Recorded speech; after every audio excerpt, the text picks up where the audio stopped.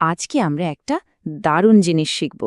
সন্তান ছেলে হবে না মেয়ে, এই ব্যাপারটা ঠিক কিভাবে নির্ধারিত হয়। চলুন আজকের এই আলোচনায় আমরা এই অত্যন্ত আকর্ষণীয় জৈবিক প্রক্রিয়াটি ছবির মাধ্যমে ধাপে ধাপে বুঝে নিই। ব্যাপারটা কিন্তু একদমই সোজা। একবার যদি ঠিকঠাক বুঝে নেওয়া যায় তাহলে আর জীবনেও ভুল হবে না। চলুন পুরো বিষয়টা ছবির সাহায্যে একদম জলের মতো পরিষ্কার করে ফেলি। তো সবার আগে আমাদের জানতে হবে এই যে আমরা বলছি লিঙ্গ নির্ধারণ, এই জিনিসটা আসলে কি। একদম সহজ ভাষায় বললে, যে বায়োলজিক্যাল প্রসেসে ঠিক হয় একটা ভ্রূণ ছেলে হবে নাকি মেয়ে, সেটাই হলো লিঙ্গ নির্ধারণ। আর এই পুরো খেলার মূলে আছে একটাই সংখ্যা, 46। হ্যাঁ, আমাদের শরীরের প্রত্যেকটা কোষে মোট 46টা মানে 23 জোড়া ক্রোমোজোম থাকে। এই 23 জোড়ার মধ্যে 22 জোড়া হলো অটোজোম, যেগুলো আমাদের চেহারা, উচ্চতা এসব ঠিক করে। কিন্তু আসল খেলোয়াড় হলো বাকি এক জোড়া, ওগুলোই হলো সেক্স ক্রোমোজোম, যা ঠিক করে দেয় লিঙ্গ কি হবে। আর এই দেখুন, চলে এসেছে আমাদের আজকের হিরো, এক্স আর ওয়াই ক্রোমোজোম। নাম শুনেই বোঝা যাচ্ছে দেখতেও অনেকটা এক্স আর ওয়াই এর মতো। এরাই কিন্তু পুরো গল্পের মূল চরিত্র। এই টেবিলটা একটু মন দিয়ে দেখুন। নারী আর পুরুষ দুজনের শরীরেই কিন্তু 44টা অটোজোম একই। পার্থক্যটা তৈরি করে দিচ্ছে শেষ একজোড়া সেক্স ক্রোমোজোম। নারীদের ক্ষেত্রে সেটা হলো ডাবল এক্স মানে এক্স এক্স, আর পুরুষদের ক্ষেত্রে একটা এক্স আর একটা ওয়াই মানে এক্স ওয়াই। এই কথাটা একদম মাথায় গেঁথে নিন। নারী মানেই এক্স এক্স আর পুরুষ মানেই এক্স ওয়াই। ব্যাস, এটাই হলো গোল্ডেন রুল। বেশ, তাহলে বেসিকটা তো আমরা বুঝে গেলাম। এখন চলুন দেখি আসল প্রক্রিয়াটা কিভাবে কাজ করে, মানে গ্যামেট কিভাবে তৈরি হয় আর ফার্টিলাইজেশনের সময় কি ঘটে।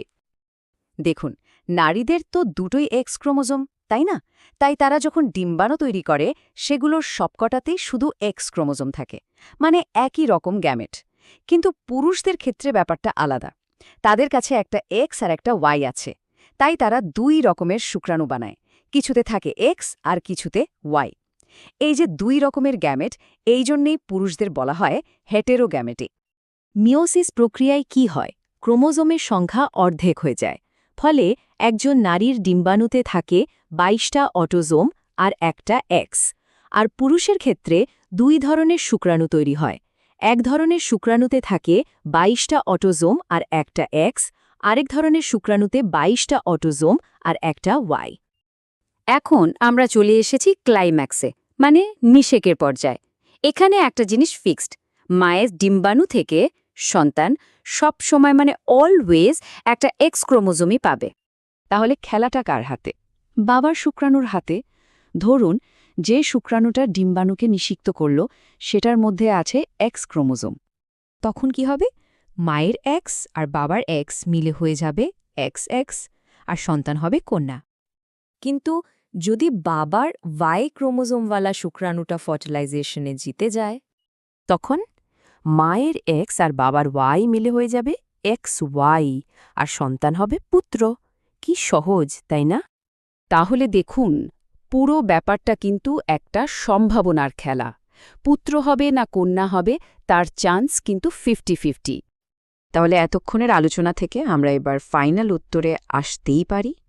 প্রশ্নটা ছিল সন্তানের লিঙ্গ নির্ধারণের আসল নির্ধারক কে? উত্তরটা একদম পরিষ্কার। যেহেতু মা সবসময় সন্তানের জন্য একটা এক্স ক্রোমোজোমই দেন, তাই সন্তানের লিঙ্গ কি হবে সেটা পুরোপুরি নির্ভর করে বাবার ওপর। বাবার শুক্রাণুতে যদি ওয়াই ক্রোমোজোম থাকে তাহলে হবে পুত্র, আর যদি এক্স ক্রোমোজোম থাকে তাহলে হবে কন্যা। এর কোনো ব্যতিক্রম নেই।